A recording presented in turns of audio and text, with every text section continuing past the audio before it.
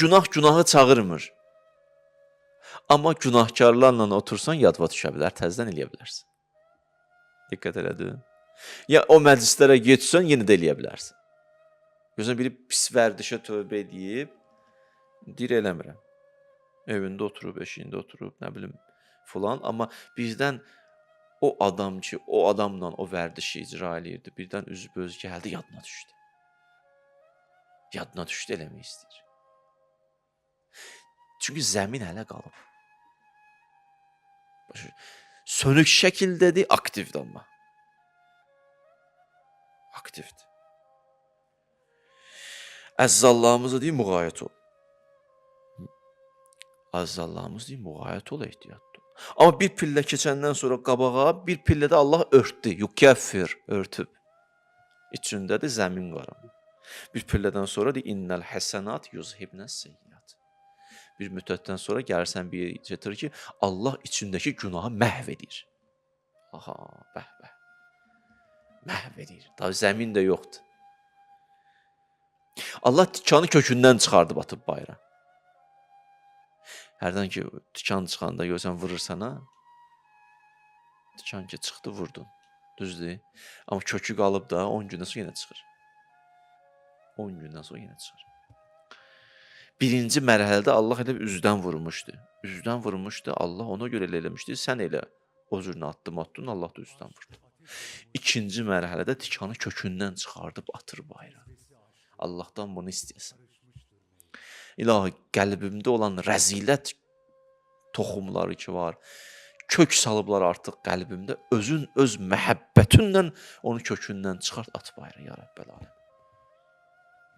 İnnəl həsənat yuzhibnəs seyyiat.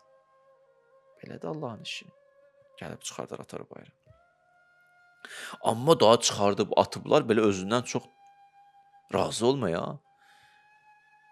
Belə özündən çox belə arxayın gezmə.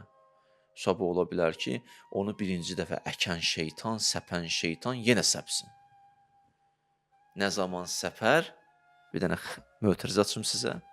O zaman ki, başladın özündən razı olma.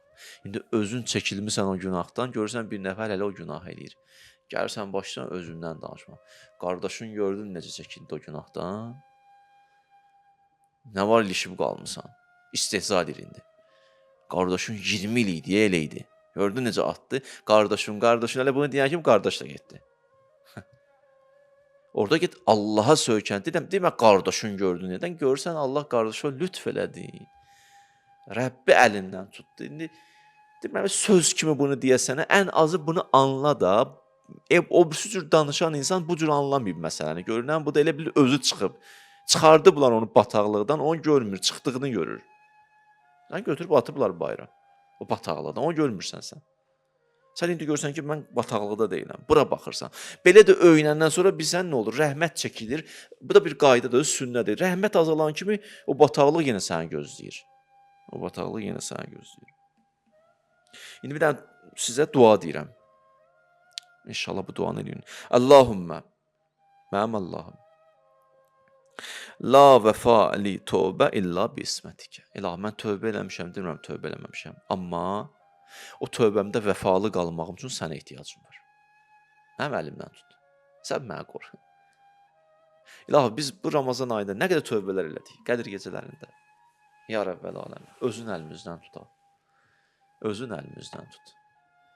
Hər iki mənada, həm birinci mənadakı günah hələ vücudumuzda zəmin olaraq qalıb, bu mənada əlimizdən tut ki, o aktiv olmasın.